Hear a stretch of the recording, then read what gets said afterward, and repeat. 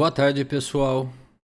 Esse é o nosso sistema de informação da nossa consultoria TCC Consultoria Limitada, que tem um blog e publica diversos assuntos sobre os temas de sustentabilidade, gás natural,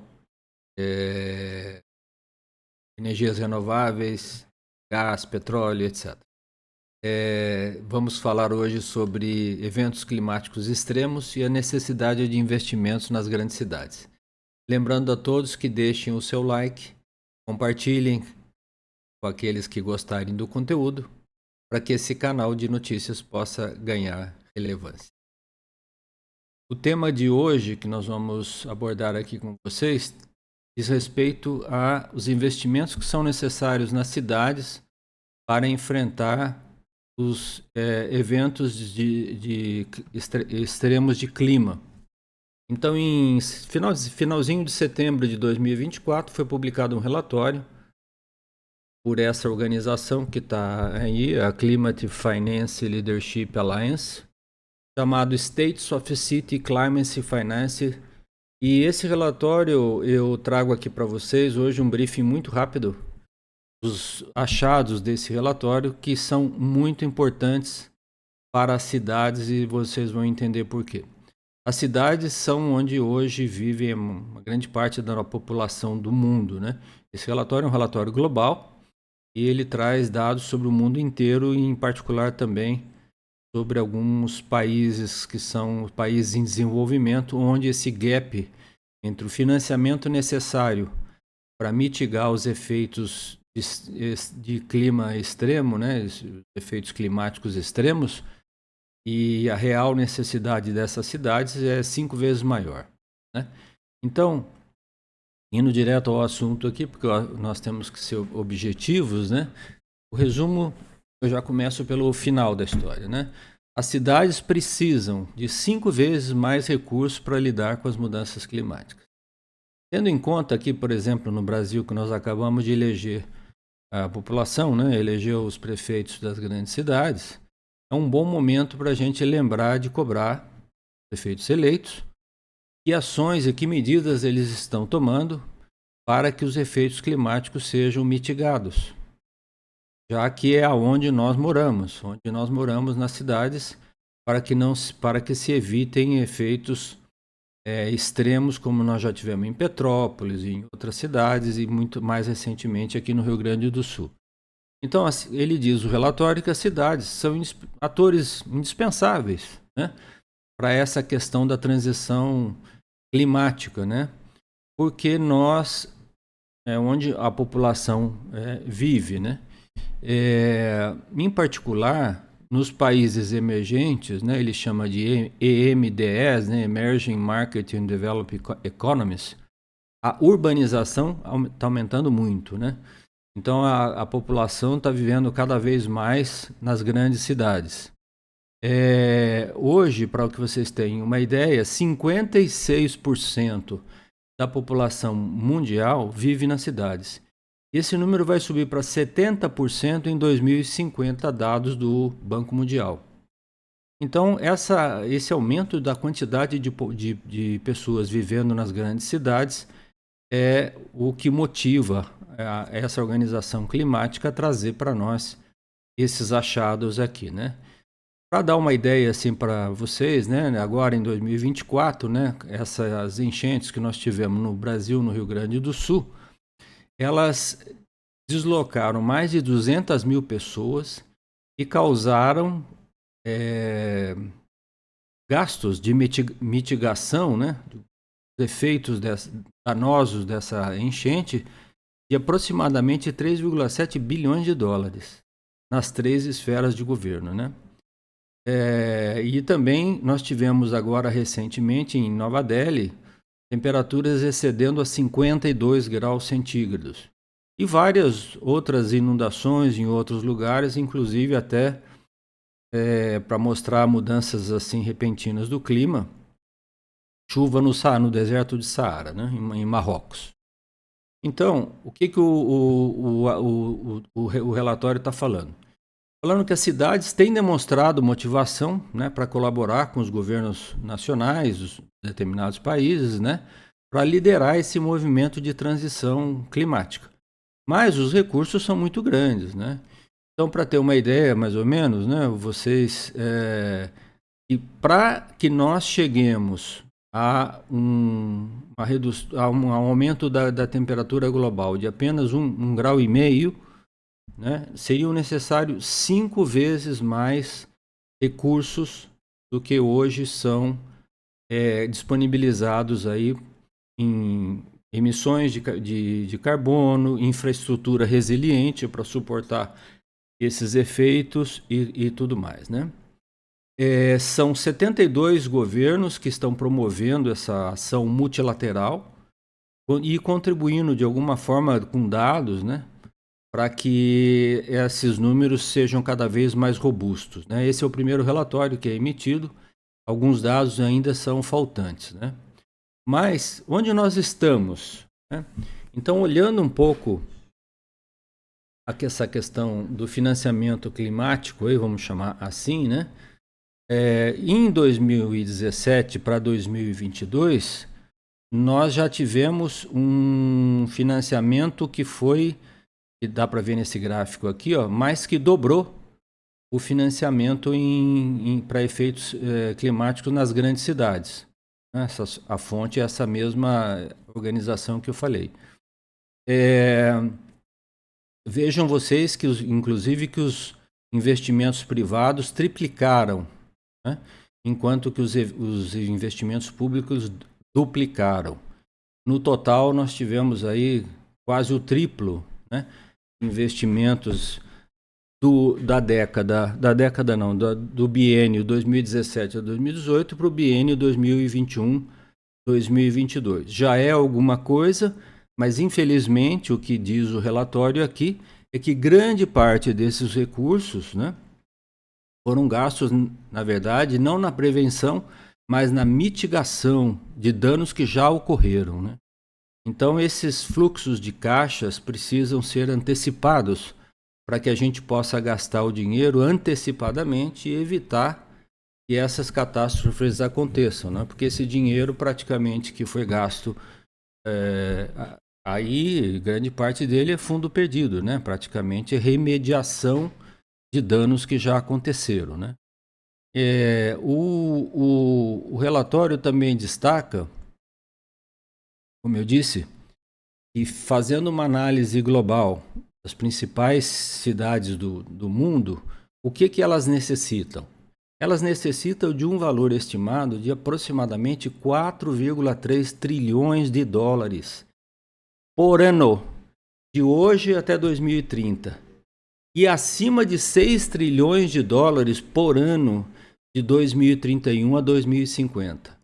Então, esse relatório, como fala aqui no texto, depois quem quiser pode ler aí, ele é uma primeira aproximação, né, desse assessment que foi feito nas regiões urbanas.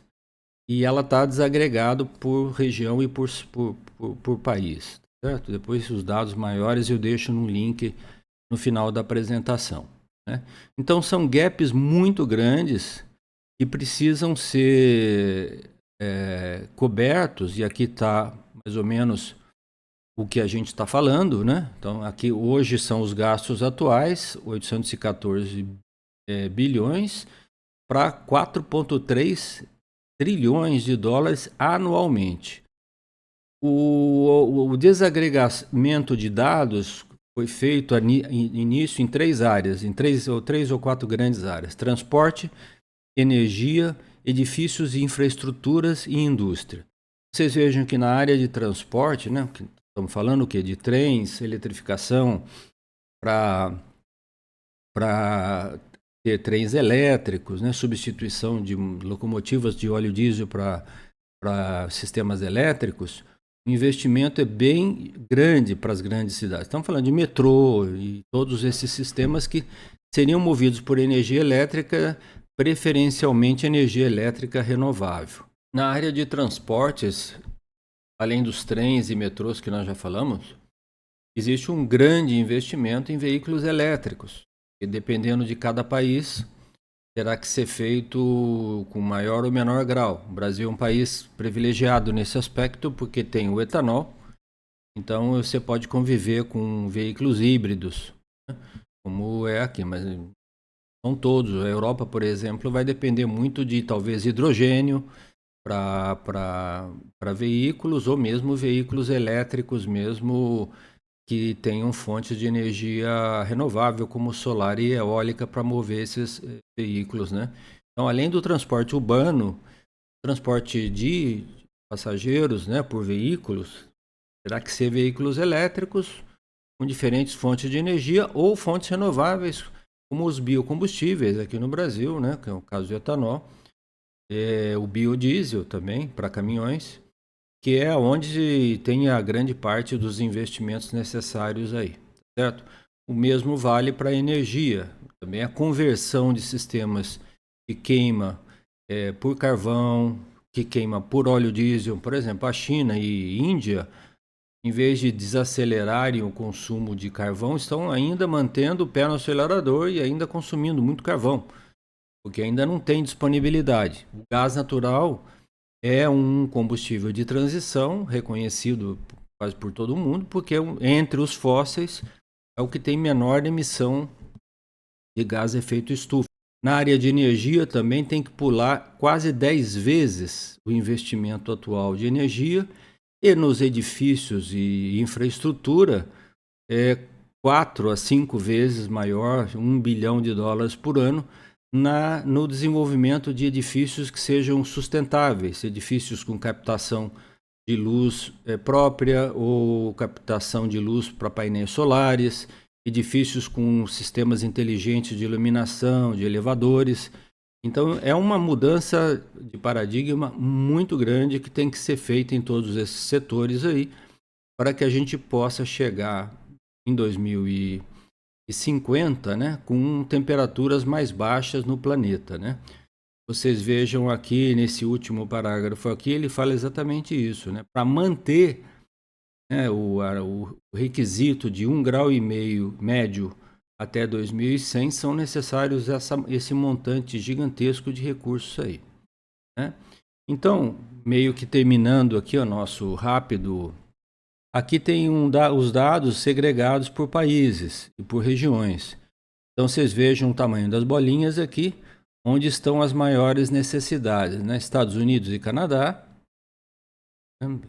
Ásia e Pacífico, né? Europa Ocidental, Europa Oriental, Middle East e Norte África, América do Sul, um valor até que não tão expressivo quanto as demais, mas lembrando que muitos dados ainda são dados faltantes. A bolinha azul escura no meio aí são os gastos que já aconteceram no biênio 2021-2022. A bolinha azul clara são os gastos que são necessários, é o que somam os 4,3 trilhões lá que nós falamos de dólares, naquelas 3 áreas que nós dissemos. E o achurado são dados que são, na verdade, estimados, são desconhecidos, que são necessários para fazer adaptações. Adaptações de quê? De sistemas de irrigação, de sistemas de bombeamento de água, de muitas vezes córregos, mitigação de áreas urbanas que são atravessadas por rios com baixo calado e em planícies com tendência de inundação, alguns gastos em infraestrutura pública que são desconhecidos, pontes, viadutos e tudo mais, esse achurado aí, e são dados mais ou menos desconhecidos. Então vocês podem ver que a Ásia Pacífico e os Estados Unidos, e da Europa, lideram com grande vantagem, digamos assim, a necessidade desses investimentos. O próprio estudo admite que regiões como a América do Sul, os dados podem estar subestimados por falta de informações de dados consolidadas, de estados, de municípios, de mesmo de governo federal, né? Então, fica aí esse alerta para nós, que ao mesmo tempo pode ser uma oportunidade para quem quiser investir nessas áreas, mas para os governos nos 3 níveis de esfera municipal, estadual e federal e também das nações, atenção com esses, com essa necessidade de investimento. Então, essas regiões, são regiões urbanas, né, elas têm uma necessidade de investimentos e, basicamente, nós estamos vendo que grande parte desses investimentos necessários até 2030 estão localizados na Ásia, Ásia Pacífico, 1 trilhão, Europa Ocidental também quase 1 trilhão, Estados Unidos e Canadá 618 bilhões de dólares.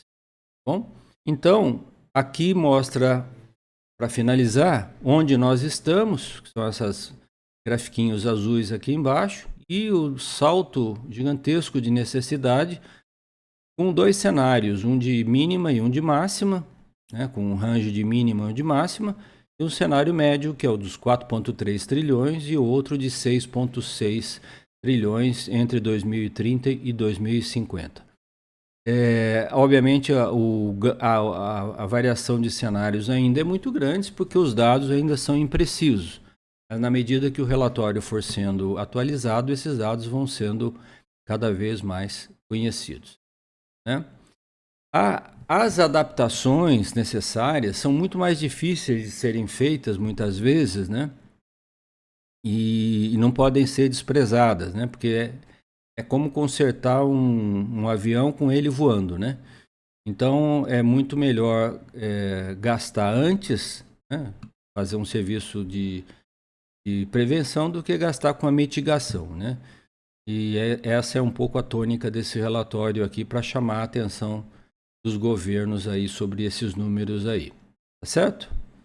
Então, terminando aqui, né, ele está chamando a nossa atenção que, considerando o custo de inação, ou seja, de não fazer nada, é um custo perdido, é uma despesa perdida, né? O impacto é muito grande nas populações, né, nas populações que vivem nessas regiões aí, como nós vimos nesse caso do Rio Grande do Sul. Então, se a gente quiser ter um pouco de sucesso na mitigação desses efeitos de inundações, temperaturas muito elevadas, né, e esses danos à infraestrutura, o custo de não fazer nada pode causar danos severos às infraestruturas e os números escalarem ainda mais, certo? Eles propõem aqui, novo, né, só para finalizar, 4 ações que devem ser implementadas pelos governos, né, em sintonia obviamente, com os municípios, que é onde as coisas acontecem, que é a melhoria da quantidade e a qualidade do investimento climático, né, na cidade, né? Um fortalecimento dos mercados domésticos através de estratégia de uso de financiamentos públicos, como o BNDES. Uma escala cada vez maior de investimentos em adaptação, particularmente nos países em economias em desenvolvimento, e a melhoria de dados e o acompanhamento desses dados nas grandes cidades, para que a gente conheça melhor o fluxo de informação que são necessários e quais são as suas reais necessidades. Tá bom? É isso, gente. É um briefing muito rápido desse relatório. Eu vou deixar o relatório integral aí para quem quiser ler. E esse foi um serviço de informações do nosso blog, TCC Consultoria, que fica aí para cada um apreciar depois com um pouco mais de calma. Foi mais para chamar a atenção de vocês sobre o assunto, tá bom? Nos vemos em outra oportunidade, mais tarde. Muito obrigado.